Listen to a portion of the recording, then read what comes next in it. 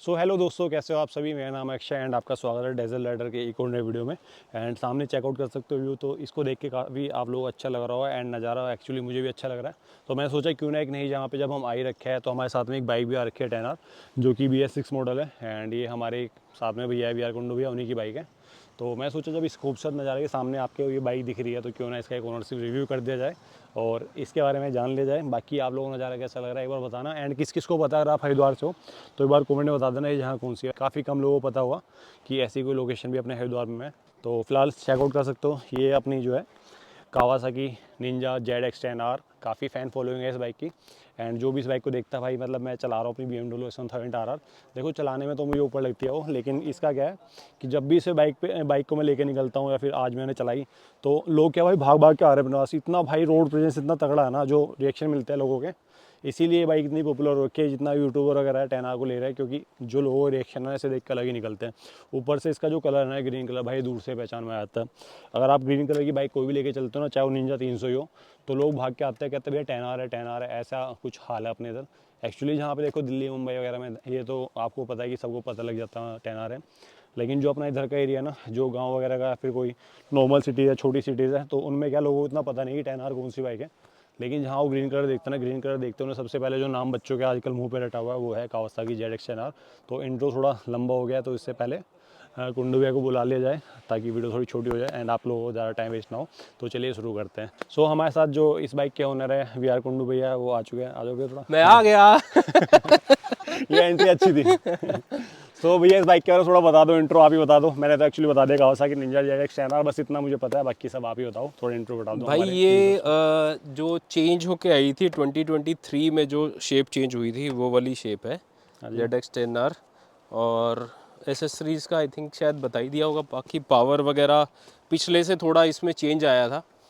तो I think ये शायद 203 bhp है विदाउट एग्जॉस्ट, और 207 या 208 bhp है विद एग्जॉस्ट। तो मतलब पावर इंक्रीज़ करिए पहले वाले मॉडल से या फिर अब थोड़ी डिक्रीज़ करिए? पावर इंक्रीज़ हुई है। अच्छा, पावर इंक्रीज़ हुई पावर है। इंक्रीज हुई है थोड़ी पहले से, बट जो रॉ पावर का जो मज़ा था वो मज़ा नहीं है इसमें। अच्छा, यानी कि इलेक्ट्रॉनिक्स अगर आप बाइक चला रहे हो तो उसमें इलेक्ट्रॉनिक्स जो है वो थोड़े से ज़्यादा दे दिया है रो इसमें। पावर ज़्यादा चलाने में मज़ा आता है रॉ आपको। पावर में मज़ा आ तो जाता एक है। बार बता दो इससे पहले पहले आपने कौन सी बाइक यूज़ कर चुके हैं, तो यार मुझे तो इससे पता है, एक बार पहले उन्हें मैंने, बता दो। मेरे भाई सबसे पहले मैंने फैट बॉय से स्टार्ट किया था, हाँ जी। Harley Davidson fat boy. उसके बाद फिर डुकाटी मल्टी स्टाडा, फिर उसके बाद अपना हायाबूसा, देन उसके बाद फिर 10R। तो हायाबुसा से मुझे याद आया, अगर आप लोग इंस्टाग्राम चलाते हो तो वहाँ पे एक आपने वीडियो देखी होगी जो कि धोनी सर के साथ में थी। MS धोनी के साथ उनका जो हायाबुसा पे साइन कर रहा है, तो वो बाइक जो थी ब्लू कलर की, वो कुंडू भैया की थी। एंड काफ़ी वीडियो जो है वो पॉपुलर भी हुई, काफ़ी सारे चैनल ने वो डाली भी है। इंस्टाग्राम पे काफ़ी सारे मीम वाले पेज है, उन्होंने धोनी के फ़ैन पेज है, उन्होंने डाली है। तो मे भी आप लोग भैया को पहले से पहचानते हो।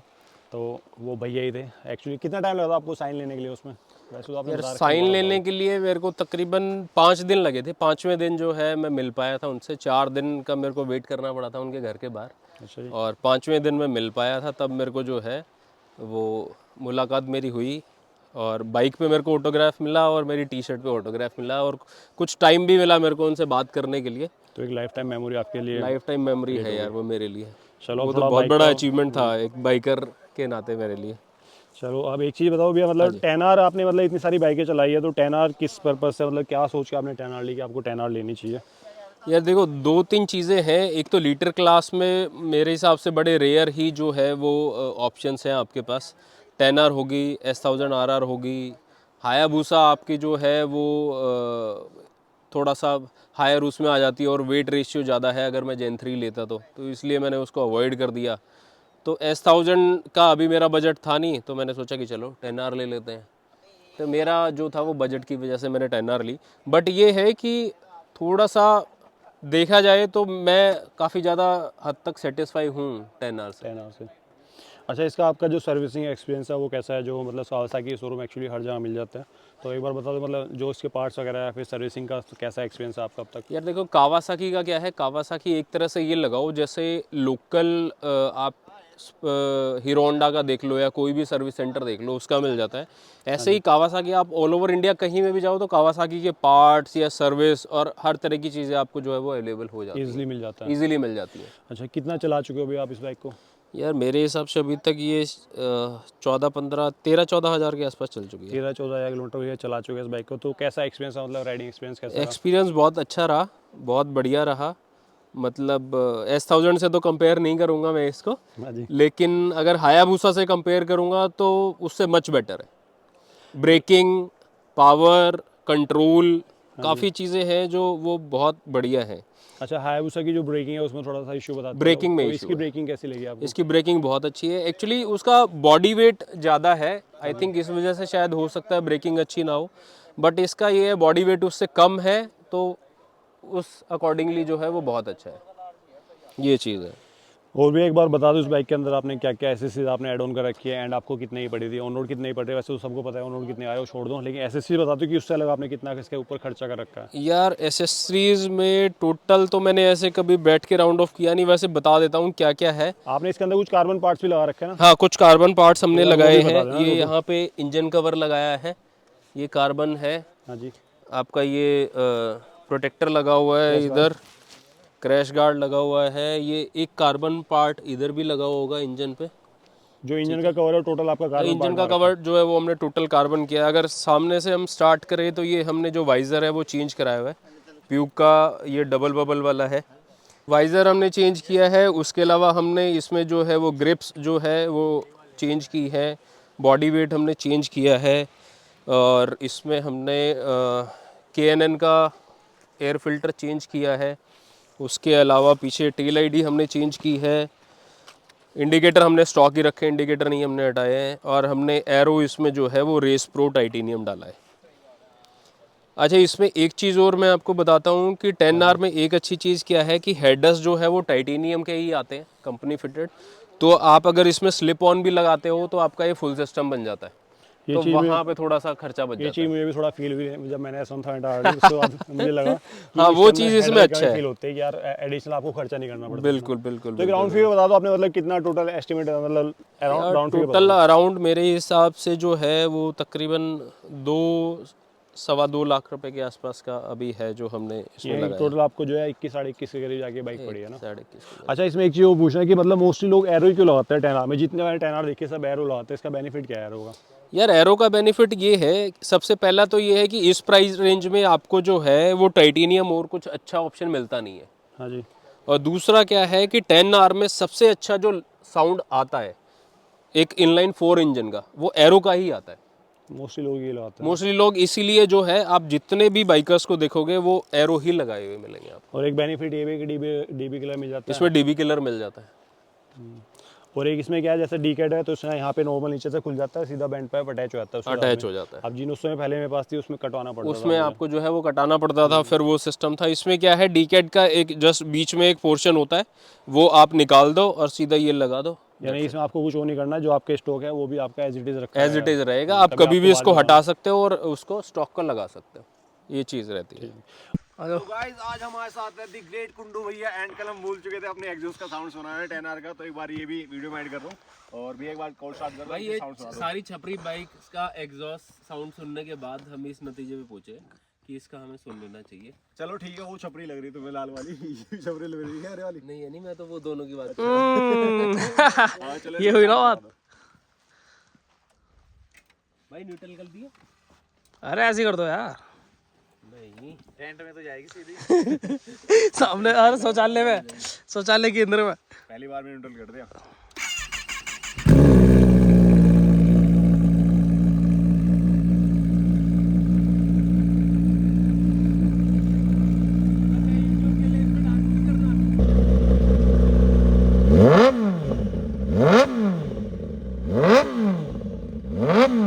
और भी है इसका, जैसे बात करते हैं कि रोड प्रेजेंस कैसा है और क्या आपको रिएक्शन? रोड प्रेजेंस तो मेरे हिसाब से कोई अभी तक जितनी बाइक मैंने चलाई है, जितनी बाकी बाइक्स देखी है, S1000 से भी ज़्यादा अच्छा रोड प्रेजेंस है। बाय द वे मैं अच्छा, बताऊँ आपने आपको आपने मैं एक चीज़ पूछना चाह रहा हूँ, जैसे आपने हायाबुसा चलाई है, हायाबुसा का क्या है, धूम जब से धूम पिक्चर आई थी तब से हर कोई हायाबुसा करता है। हाँ जी, हाँ जी। तो हायाबुसा या 10R आप दोनों में से किसको मतलब ज़्यादा रिएक्शन मिलता है रोड पे? यार देखो, रिएक्शंस का मैं बताऊं तो आज की जनरेशन का जो भी होगा बंदा, जो भी रेसिंग को पसंद करता होगा, तो वो 10R को प्रेफर करेगा। जो पुराने टाइम आपने ये लगाओ, जो 80s वाले बंदे हैं, 90s वाले बंदे हैं, जो उस टाइम पे मूवीज से जिन्होंने देखा था, वो कहते हैं वो हायाबुसा। लेकिन जो कंफर्ट आपको हायाबुसा देती है वो 10R नहीं देती, जो पावर आपको 10R देती है वो हायाबुसा नहीं देती। ये चीज़ है, दोनों में डिफरेंस ही है।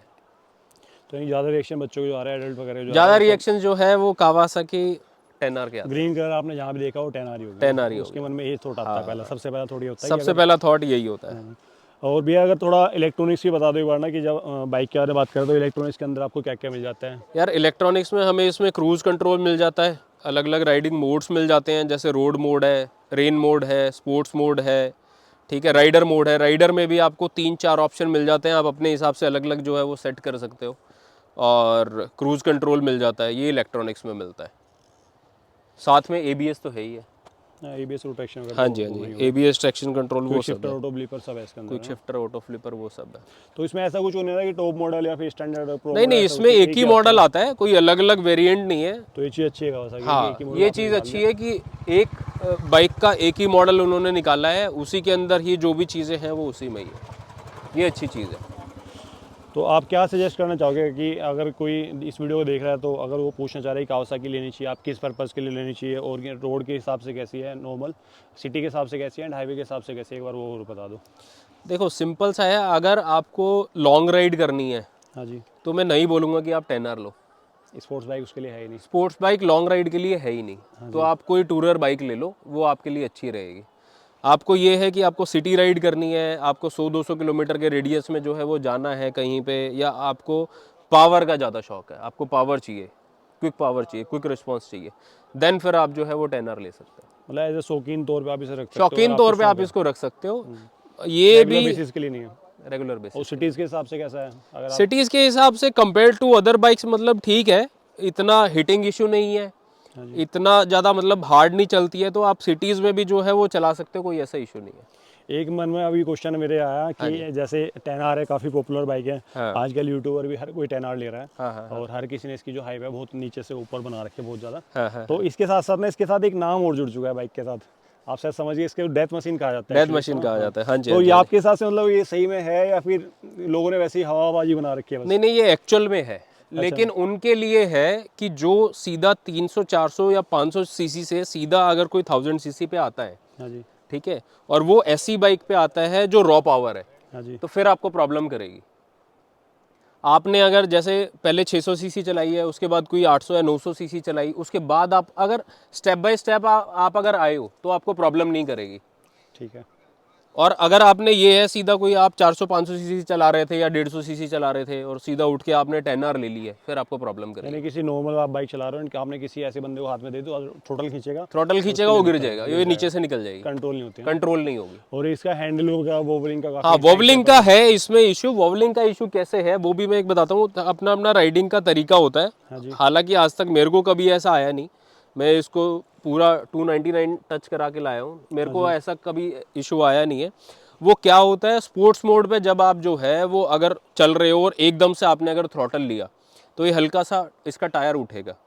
इसमें जो डैम्पर है, ये जो इसमें ये जो डैम्पर दिया हुआ है, ये इलेक्ट्रॉनिक्स डैम्पर है, राइट। हाँ जी। तो ये क्या करता है, जैसे ही अगला टायर का जो है वो कनेक्शन हट जाएगा रोड से, तो इसका सेंसर काम करना बंद कर देता है, और उसको कुछ टाइम लगता है दोबारा से, जब वो रोड पे टच होता है तो वहां से उसको काम करने में कुछ सेकंड्स लगते हैं, उसी में आपका वोबल आता है।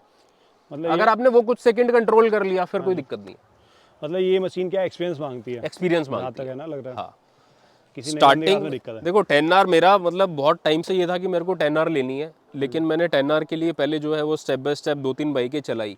उसके बाद ये है कि मेरे को जब ये हो गया कि मैं पावर कंट्रोल कर सकता हूँ, तब ही मैं इस पे आया। अच्छा, आपने इतने किलोमीटर चला दिया बाइक, तो कभी आपके साथ हुआ कि टैंक स्लैपर का कोई इशू वगैरह आया हो? टैंक स्लैपर का ऐसे तो कभी मतलब नहीं आया। एक बार मैं जानबूझ के जो है वो एक्सपेरिमेंट करके देख रहा था कि देखो मेरे साथ भी होता है नहीं। तो वही होता है कि आप जब 275 278 से ऊपर होते हो और आपने अगर थ्रॉटल स्पोर्ट्स मोड पे आप हो, आपने थ्रॉटल लिया अगर, तो वो हल्का सा टायर उठेगा और उस टाइम पे टायर वापसी जब जाएगा तो हल्का सा बबल आता है। यानी हाई स्पीड पे वो दिक्कत करता हायर स्पीड पे सिर्फ दिक्कत करती हाँ, है। वही मैं बस सोचूं आपको कंट्रोल करने का होता है कि आप कंट्रोल उस टाइम पे कर पाते हो या नहीं कर पाते हो। है 170-80 तक मिलेगी क्या? 2-3 बार मुझे कोई ऐसा आपको 225 230 तक भी नहीं आएगा, ठीक है, ये 250 से ऊपर ऊपर ही आता है, और वो भी हाई स्पीड पे आप एकदम से थ्रॉटल लोगे तब, अदरवाइज नहीं आएगा। अच्छा, अब बात कर लेते हैं इसका मतलब एवरेज जो मेंटेनेंस आता है बाइक का, हम्म। वो लगभग कितना पड़ता है कि आप मतलब कितना ऑन एवरेज आपको मंथली इस पे खर्चा करना पड़ेगा? और ये बाइक खड़ी है, मान लो आप 2-3 महीने भी खड़ी कर देते हो, तब क्या क्या इश्यूज आते हैं? और एक एवरेज मंथली एवरेज कितना बंदे को लगता है? अगर मान लो आप 1000 किलोमीटर महीने में चला रहे हो, तो उसके हिसाब से बता दो कि इसका एवरेज इतना पड़ता है मंथली। यार देखो, एवरेज का मैं बताऊं कि वैसे अगर जो फ्यूल वाइज अगर एवरेज की बात करें हाँ जी, तो वो बहुत अच्छी है इसकी, मतलब 16 से लेके 18-19 तक भी 16 जो तक है दे वो, देती है? हाँ, एवरेज दे देती है अगर आप इसको रोड मोड पे चलाते हो तो। स्पोर्ट्स मोड पे चलाओगे तो 12, 13, 14 के आसपास जो है वो एवरेज निकालती फिर भी है। लीटर क्लास का लीटर क्लास के हिसाब से सबसे अच्छी एवरेज इसी की है। लीटर क्लास में और तो क्या ही, किसी से सिर्फ मैं S1000 से ही कंपेयर करता हूँ तो उससे तो मच बेटर है। हाँ, उसका तो काफ़ी कम एवरेज जो है उससे बहुत अच्छी है। और बाकी जहाँ तक बात है वैसे नॉर्मल मेंटेनेंस की, तो आप अगर बाइक को नहीं चलाओगे काफ़ी दिन तक तो आपके ब्रेक पैड्स ख़राब होंगे सबसे पहले, तो वो चिपक जाते हैं। अच्छा, खड़े खड़े चिपक खड़े जाते हैं। खड़े जो है वो ख़राब हो गए ही हो गए, वो किसी भी बाइक का होता है। अगर आप नहीं चलाओगे या उसको क्लीन नहीं करोगे तो वो प्रॉब्लम करेगा ही करेगा। दूसरा बैटरी का इशू होता है, 15-20 दिन तक जो है अगर आपकी बैटरी फुल चार्ज है तो ठीक है, कोई दिक्कत नहीं है, अदरवाइज़ उससे ज़्यादा टाइम आप खड़े रखोगे तो वो फिर बैटरी ड्रेन हो जाएगी। उसके अलावा तो ऐसा कोई इशू आता नहीं है। कावासाकी है तो ऐसा कोई इशू है नहीं। अगर हल्का फुल्का कोई इशू रहता भी है, जैसे चेन वाला रहता है, हाँ जी, अगर पानी लगता रहेगा इस पे तो फिर जो है वो जंग पकड़ जाएगा। अदरवाइज़ आप टाइम टू टाइम इसको क्लीन करते रहो, लूप करते रहो तो कोई दिक्कत नहीं आती है।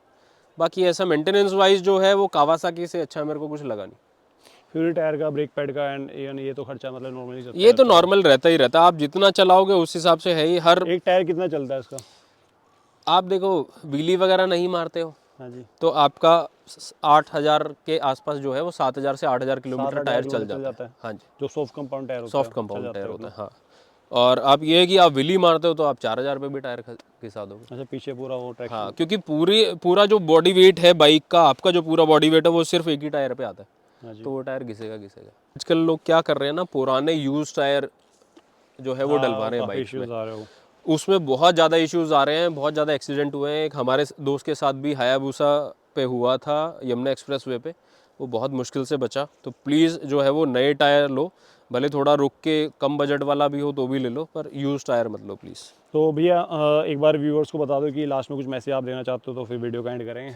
यार मैं एक यही मैसेज देना चाह रहा हूँ कि जो भी ये बाइक चलाए बंदा, देखो राइडर्स जो है ना वो बदनाम ना करे किसी भी बाइक को, या कोई भी बंदा बदनाम ना करे। अगर आपसे पावर कंट्रोल नहीं हो रही है तो इसमें मशीन की गलती नहीं है, गलती आपकी है।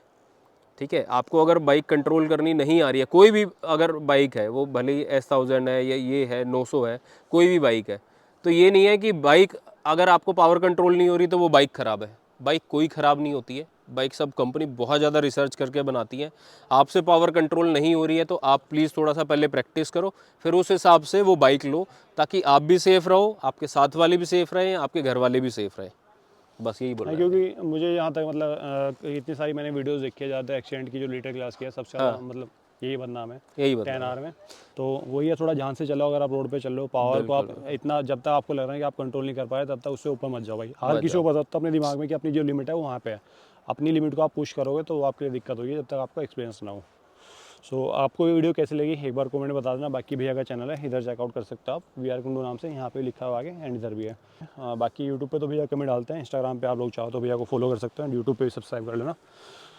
तो मिलते हैं जल्दी नेक्स्ट वीडियो में। Till then be safe, ride safe and love you all guys. See you in the next video. Take care. Video अच्छी हो तो सब्सक्राइब कर लेना।